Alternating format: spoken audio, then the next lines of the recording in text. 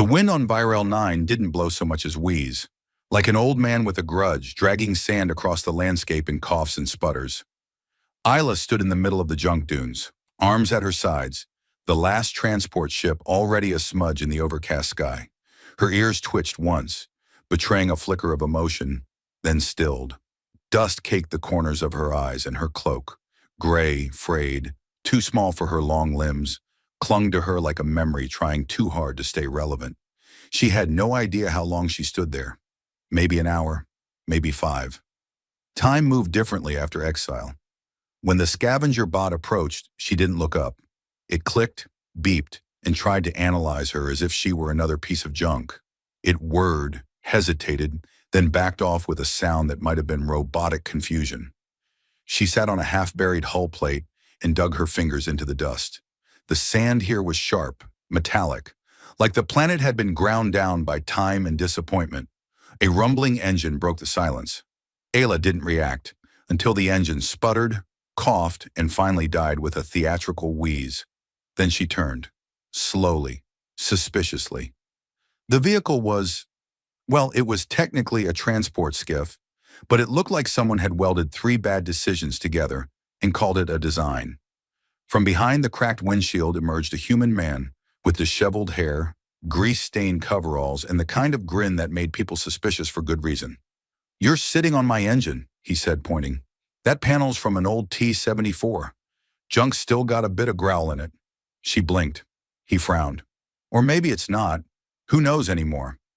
Anyway, you planning to sell that cloak or just brew dramatically in the wind?" Ayla's eyes narrowed. "I don't sell things, and I'm not brooding. Could have fooled me. You've got the whole tragic silence of the desert thing going. Very popular in old Terran dramas. You should try sighing more. Really brings out the melancholy." She stood slowly, one hand hovering near her hip, where her dagger was hidden under the cloak. He didn't seem to notice, or didn't care. "Jake Marin," he said, extending a hand that was equal parts grime and bravado. "Local fixer, spare parts dealer, and semi-professional dodger of responsibilities." She didn't take the hand. "Isla. Nice to meet you, Isla. Mind if I ask what flavor of abandoned space princess you are?" She considered stabbing him. Just a little. Not fatally. Maybe in the boot. "I'm not a princess." Sure, I get it. You're the other kind of tragic figure. Disgraced heir, lost emissary, runaway from an intergalactic musical academy." She turned away. "Go away, Jake Marin. Fair, but see, here's the thing. I need that engine panel, and I can't really lift it with you sitting on it like a goth gargoyle." "Gargoyle? Ancient Earth thing. Ugly statues that look like they want to judge your life choices." She stepped off the panel, but not before scraping it with her boot, just to make a point. He examined it mournfully.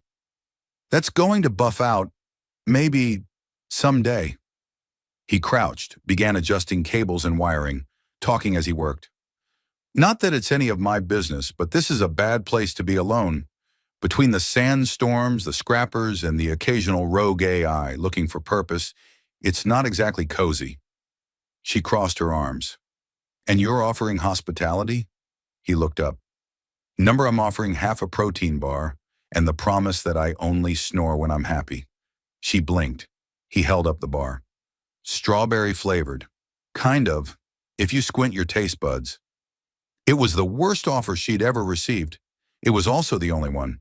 She took it, unwrapped it, and sniffed. "This smells like insulation foam." "Yeah, but it's pink. That's half the flavor battle." They sat in silence for a while, eating synthetic strawberry and watching the sky turn a deeper shade of bruised orange. "You know," he said eventually, "I don't usually pick up mysterious alien girls from the middle of nowhere.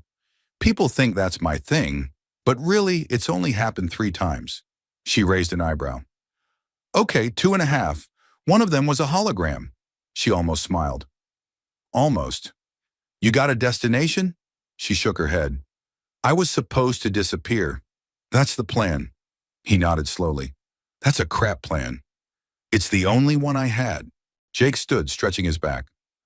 "Well, new plan. You come with me, help me avoid being murdered by my own clients, and in return, I'll teach you how to fix engines and insult people in 4 dialects of spaceling." Why would you help me? He shrugged. Why not? Everyone deserves a backup plan. Ayla hesitated. Then she followed him to the skiff. It groaned under their combined weight, lurched forward, and began crawling across the junk dunes like a lazy beetle. Just so you know, he said, I'm terrible company. I talk to myself, sing in the shower, and name my tools. What's the wrench called? Lady Thunder. She's temperamental. Ayla shook her head. You're an idiot. Thank you. That's the nicest thing anyone said to me all week. They rode in silence, the skiff wheezing and sputtering over the broken land, heading toward the rusted horizon.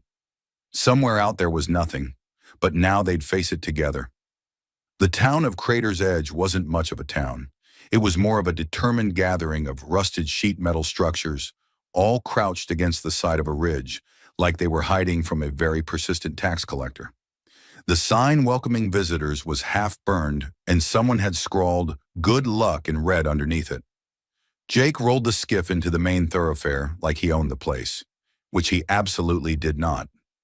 Try not to look too majestic, he told Ayla, as they passed the blinking remains of a vending drone that appeared to be weeping battery acid. The locals get twitchy around anything prettier than a radiator. She didn't respond. Her long ears twitched once under the edge of her hood. He leaned closer. And definitely don't mention interstellar politics, rare minerals, or your undying need for vengeance. That last one really kills the mood in a bar. I don't need vengeance, she muttered. Jake turned dramatically in his seat.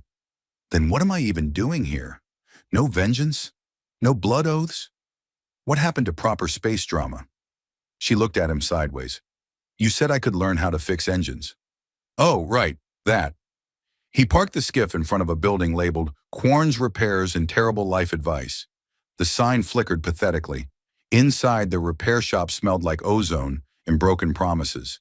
Tools hung from the walls in crooked rows, and a lizard the size of a small cat blinked at them from the countertop before waddling behind a container labeled, "Definitely not explosives." Jake whistled. Quarn?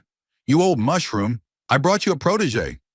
From the back, a voice like boiling gravel replied, If it breeds and doesn't owe me credits, I'm interested. Ayla stood still as a tall, wide creature shuffled into view. Quarn looked like someone had mixed a squid with a tool chest and dared it to live. He had too many eyes and not enough patience. She doesn't breed like us, Jake said. It's a whole alien physiology thing. Very tragic. Big backstory. You'd love it. Quarn gave Ayla a slow look. Long ears. Ayla said nothing. Trouble, Quarn added with a nod. Good. The quiet ones always are. Jake grinned. She needs gear, tools, a safe place to not be found by the people looking for her, and she's got excellent balance.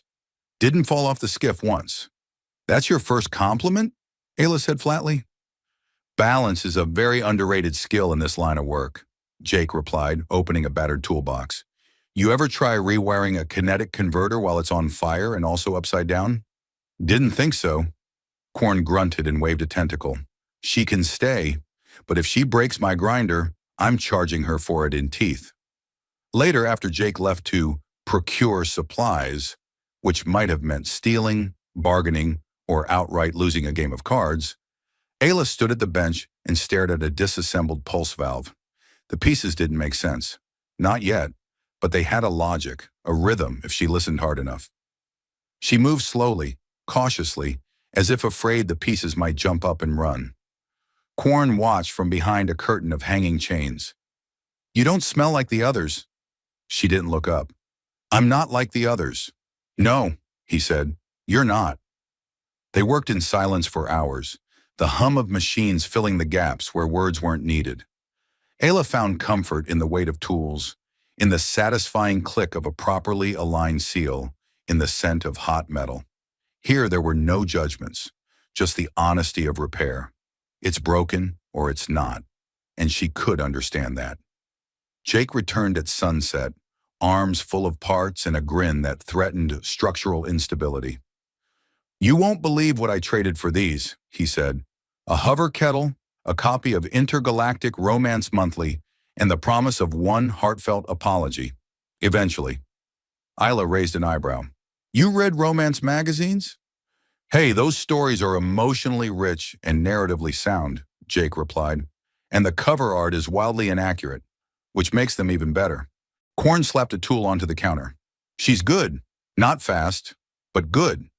Ayla blinked. That's a compliment? From Korn, it's practically a love letter, Jake said. I'm so proud I could weep oil.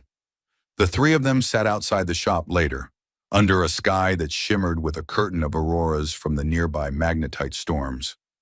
Jake sipped from a canister of something definitely not safe for human consumption, and Korn napped with his eyes open. Something Ayla tried not to think about too hard. You still running? Jake asked. I don't know, she replied. Well, wherever you end up, it's better with a wrench in your hand, or a good insult. Want me to teach you one in Rustonian? Their word for spark plug is also a rather inventive curse. She shook her head, but there was a slight tilt at the corner of her mouth. Not a smile. Not yet, but close. You're not like most humans, she said quietly. True, Jake said, stretching out. I'm charming, broke, and allergic to stability. But hey, at least I've got a cool ride. Your skiff caught fire last night. Spontaneous combustion is just passion in machine form. A meteor streaked overhead. Ayla followed it with her eyes, remembering the transport ship, the exile, the silence after betrayal. You don't want to know what I did, she said. Jake shrugged. Don't care. You're here. You're fixing broken things. That's enough. Silence settled between them again, but this time it was softer. Not the silence of emptiness, but of something growing. A space filled not with fear, but possibility. Korn snored behind them, a deep, wet sound like a garbage disposal, considering its life choices. Ayla looked at the stars. They didn't look like home anymore. But maybe that was all right. Ayla was up before the suns rose, already elbow-deep in a fusion pump that looked like it had lost an argument with a meteor and then been offended by the idea of repair. Her hands moved more surely now, guided by hours of practice, Korn's grunts, and Jake's wildly inaccurate metaphors. She was learning to listen, not to voices, but to machines. Each bolt had a voice, each component a story. It was nothing like her world, where every word was guarded, every look a blade. Korn shuffled past behind her, clutching a datapad and muttering about temporal dampeners behaving like lazy snails at a gravity rave. She didn't ask what that meant. She just nodded like she understood. Jake burst through the shop's side door, wearing goggles and grinning like someone who had just outrun a debt and gained a hobby in the process. Good news, slightly worrying news, and news that requires us to pack quickly. Ayla didn't look up. Let me guess. You offended someone powerful, made a deal you can't keep, and the authorities are now involved. Jake beamed. You have been listening. I'm so proud. Also, yes. To all of that, Korn groaned. What did you promise this time? Jake tossed a glowing orb onto the counter. It spun once and floated midair, pulsing faintly. An axion core? Ayla blinked. Those are illegal. Jake winked. Only if you get caught. And technically, I didn't steal it. I just accepted it from someone who was very insistent that I leave before asking too many questions. You're a magnet for morally gray artifacts, Korn grumbled. Jake leaned in. It's a gift, like my smile, or this eyebrow. He wiggled it. Also, the guy I got it from might have been followed, so we're probably going to need to relocate soon. Ayla sighed and set down the fusion pump. I just organized the flux cables. That's the real tragedy here, Jake said. They packed in under an hour. Korn loaded his multi-legged crawler with his tools and muttered darkly about nomadic lifestyles ruining his arthritis. Jake tried to help, but mostly succeeded in tripping over things that hadn't previously existed. You ever considered a quiet life? Ayla asked, hoisting a crate. Jake raised an eyebrow. Have you met me? The new hideout was a maintenance outpost deep in the dune belt, where windstorms routinely buried entire buildings, and wild mecha-fauna wandered around looking lost and mildly offended. It had 3 rooms, no ceiling in one, and a vending machine that only dispensed boots. Left boots. Jake kicked the machine. Who needs this many boots? Maybe it's a metaphor, Ayla said, for imbalance. Jake stared at her. That was almost a joke. I'm impressed. You're evolving. The Axion core sat in the center of the room like a smug secret. Ella studied it with a careful eye. Its energy signature was unusual, like a pulse hiding under layers of noise. She reached out once, lightly, and it responded with a whisper of sound. Not a voice, a frequency. "You hear that?" she asked. Jake leaned closer. "All I hear is the sound of us getting into trouble." Quorn entered, his eyes narrowed. "That thing's not just power. It's broadcasting. Something old and angry." Jake frowned. "So we throw it into the sun and go back to fixing skiffs?"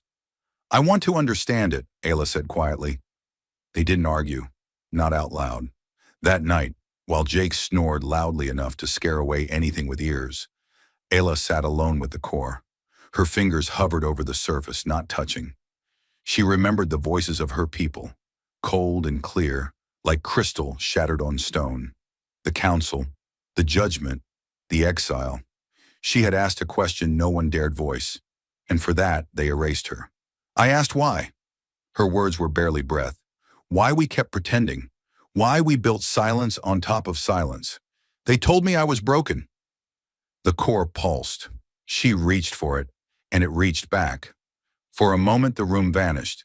She was standing in a corridor of black glass, lightless yet visible, surrounded by whispers in a language she did not know but understood. Memories not hers flashed like sparks. Worlds lost, decisions made in desperation, machines dreaming of freedom, a door, a lock, and something waiting. Then it was gone. She blinked.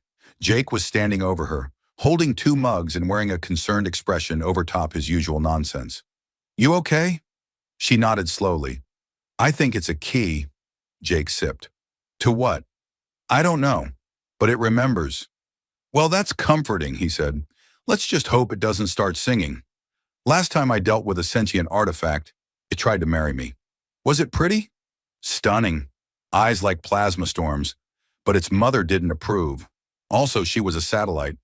Quorn wandered in, wearing a scarf that looked suspiciously like a reconfigured circuit wrap. "We've got a signal. Someone's pinging the core." Ayla stood. "Then they're coming." Jake sighed. "We never get boring problems. No one ever just loses a cat or needs a light bulb changed. No, it's always the mysterious energy object and the ancient cosmic riddle." "We could run," Ayla offered. Jake tilted his head.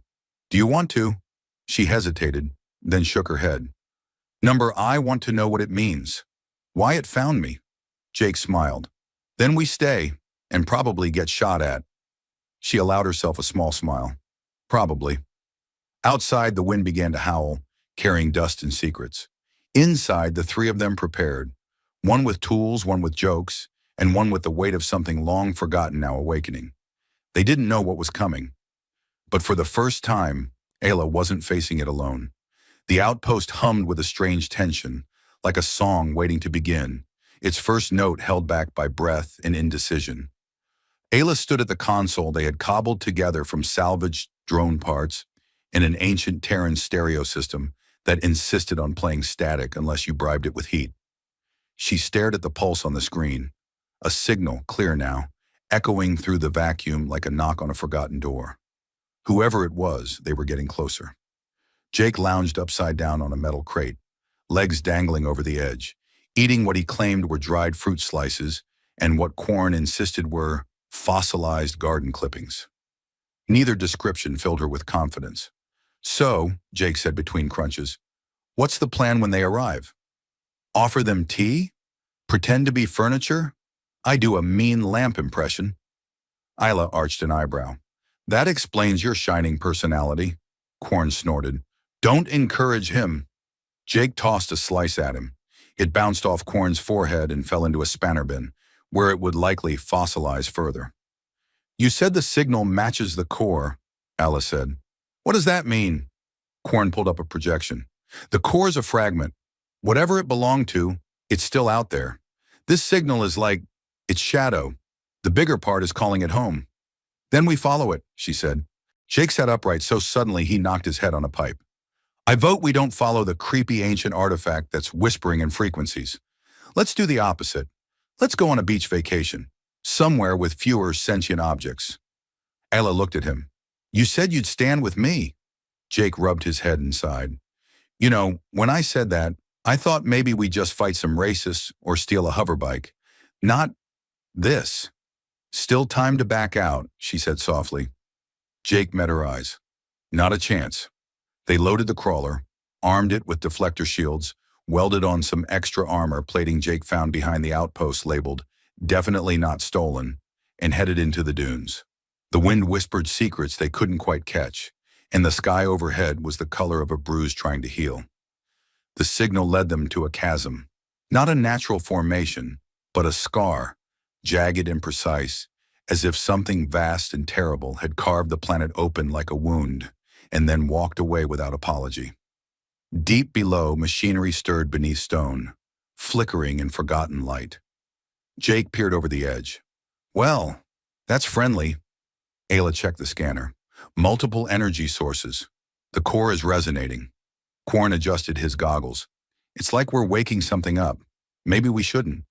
We've come this far, Alice said. I need to know why it chose me. Jake muttered. Still voting for beach vacation. They descended into the chasm, rappelling off jagged rock faces and ducking beneath broken beams and ancient support structures. The air grew colder, charged with static, and the silence felt thick, like old dust layered over memory.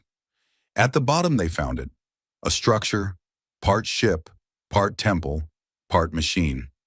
It rose from the stone like an accusation, covered in glyphs older than the standard calendar and humming with a low, mournful note that rattled teeth. The core in Allah's pack vibrated until she thought it might shatter. Jake whistled. Well, this is probably cursed. Alice stepped forward. The door opened for her without a sound. Inside, lights flickered on, one by one, in recognition. They know me, she whispered. Quarn's voice was hushed. They knew someone like you. The walls pulsed with color, revealing murals, an alien race with long ears and blue skin, much like hers, but adorned in regalia, not exile. She saw herself reflected in 1,000 years of history erased. They wiped this from the records, she said. All of it. Jake walked beside her. Looks like your people were more than just isolationists with bad manners. Quarn examined a console. This isn't just a ship. It's a library, a vault of memory. Someone tried to lock it away. Someone like the Council, Ayla said bitterly. The core flew from her pack, suspended mid-air, spinning faster and faster until it flashed with a blinding light and embedded itself into a socket at the center of the chamber. The hum rose into a chorus, lights cascaded through the structure, and then the hologram appeared. A woman, tall, regal, ears long, her eyes bearing the burden of galaxies. She looked directly at Ayla. Child of the silence, blood of the question, you have returned. Jake took a step back. Okay, nope. Did not sign up for ancient space ghosts. The figure smiled faintly. We are memory and warning. This is our last breath. Ayla stepped forward. Why me? Because you asked, and they silenced you. But we remember. We remember what it means to seek truth, even when truth burns. Quarn murmured, this is pre-fall tech, possibly pre-galactic cycle. This memory is older than most civilizations. The hologram continued. You must choose. Lock us away again or carry the truth forward. The weight is terrible, the burden immense, but the lie cannot live forever. Jake looked at Ayla. You don't have to.